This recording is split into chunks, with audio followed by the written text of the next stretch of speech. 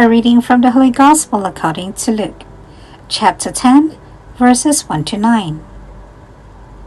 The passage is taken from the Message version of the Bible. Later, the Master selected 70 and sent them ahead of him in pairs to every town and place where he intended to go. He gave them this charge: "What a huge harvest, and how few the harvest hands! So on your knees, ask the God of the harvest to send harvest hands. On your way, be very careful. This is hard-day's work. You are like lambs in a wolf pack. Travel light, comb and toothbrush, and no extra luggage. Don't loiter and make small talks with everyone you meet along the way. When you enter a home, greet the family. Peace. If your greeting is received, then it's a good place to stay.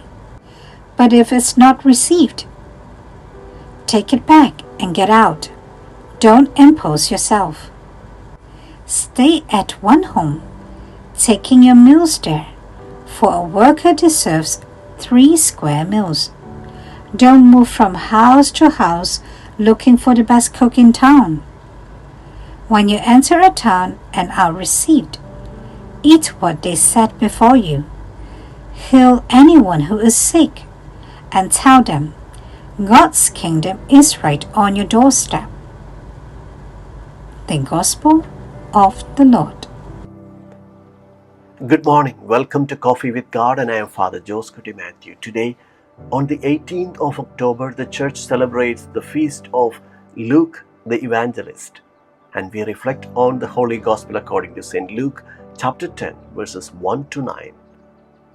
And the theme for today's Liturgy of the Word is to bring the peace of Christ to every home. Today we celebrate the feast of St. Luke the Evangelist, physician and companion of St. Paul. Tradition tells us that he may have painted an image of Mary, but his most beautiful portrait of her is found in his Gospel.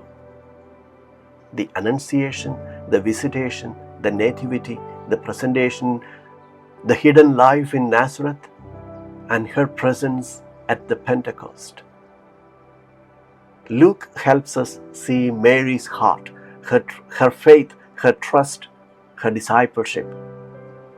St. Luke's writings are two great canvases, the Gospel and the Acts of the Apostles. Together they show us how God's plan unfolds in Jesus and in the early church through the power of the Holy Spirit.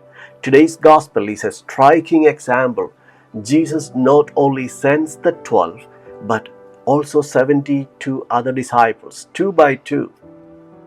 Their mission widens the horizon of God's love. The number itself is symbolic. 70 recalls the elders who helped Moses in the desert, the members of the Jewish council, and even the nations in the world. In Luke's universal vision, this mission points towards every people and nation being embraced by God's kingdom. Already we see the church called to be missionary, open, and universal. Jesus teaches his disciples how to go. Travel light, stay focused, accept what is given, and do not seek comfort or prestige. The missionary must not be cluttered with possessions, distracted by lesser things, or motivated by self-interest. The message is greater than the messenger. Peace to this house. Peace is not just a greeting, but a gift, the very gift of God. And what about us? Each of us, baptized and sent, shares in this wider mission. Our task is not to conquer, but to bring peace, healing, and the nearness of God's kingdom.